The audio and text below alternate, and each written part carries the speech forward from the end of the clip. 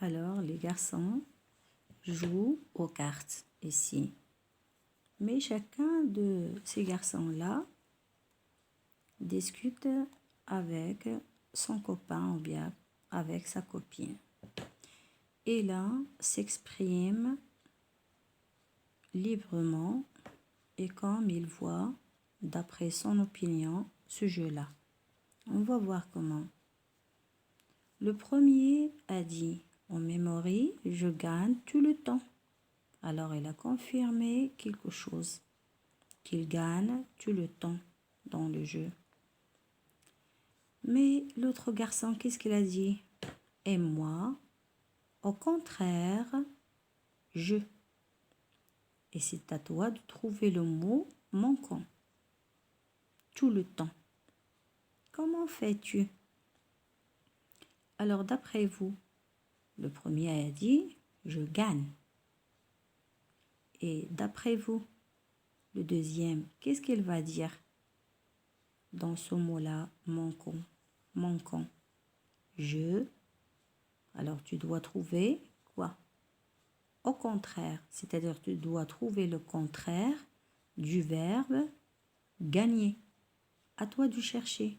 Je te laisse un instant pour faire ça. Regardez bien. Ils ont complété leur et continué leur parole par quand je joue, je suis très attentif.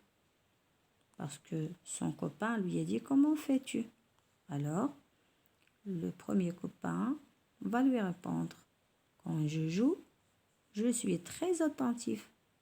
Alors elle fait attention pour ne pas perdre le jeu. Et moi, au contraire, je suis souvent. Alors, elle n'a pas terminé ses paroles. C'est à vous de terminer les paroles ici. Alors, selon les bulles, il y a 3 bulles qui comportent les phrases complètes et il y a 3 bulles qui comportent les paroles qui ne sont pas complètes. Il y a des mots manquants. Alors, ce sont des bulles à trous. Ou bien des petits textes à trous. Ou bien des textes troués. Et ainsi de suite. Alors, je suis très attentif. Au contraire, je suis souvent. Qu'est-ce que je dois mettre ici comme mot? Est-ce qu'il va prendre le même sens de celui-là ou bien un sens contraire de ce mot-là? On va voir ce que disent les filles. Au début, c'est difficile. Il y a beaucoup de cartes. Pourquoi ils disent il y a beaucoup de cartes? Regarde, les lignes ici de cartes sont complètes. Les lignes des cartes ici sont complètes.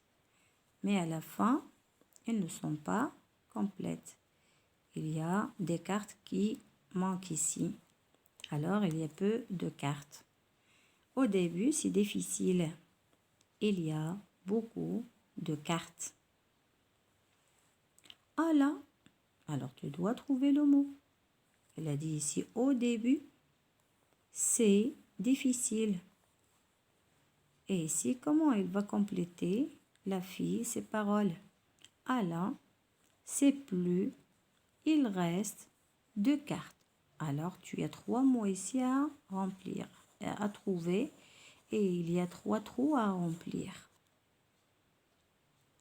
On va étudier chaque exemple de côté. Comment ça?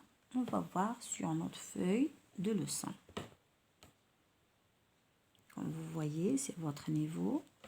Votre séance, c'est le vocabulaire ou bien le lexique.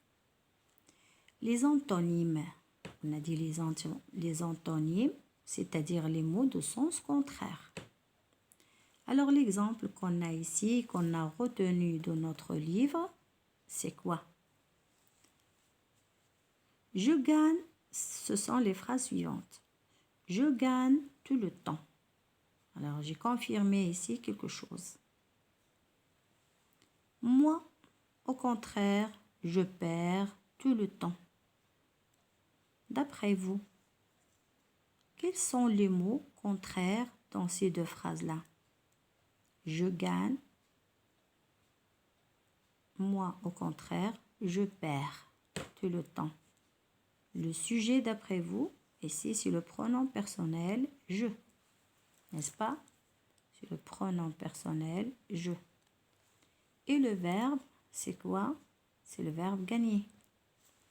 Dans la deuxième phrase, « moi, au contraire », toujours le mot « au contraire », vous disent quelque chose. C'est-à-dire que la phrase est contre la première. Il nie la confirmation de la première phrase. Je perds.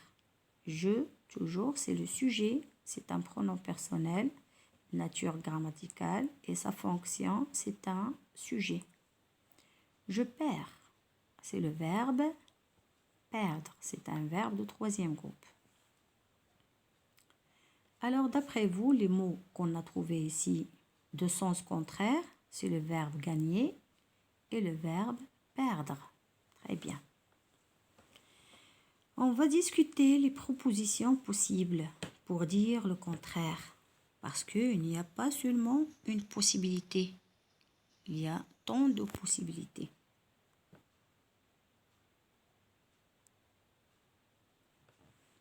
Regardez bien. Je gagne. Je ne gagne pas tout le temps. Je perds tout le temps. Ces deux phrases-là, je ne gagne pas et je perds, ça veut dire la même chose. Mais cette phrase s'est faite sous forme de négation et celle-là par un sens contraire du verbe gagner.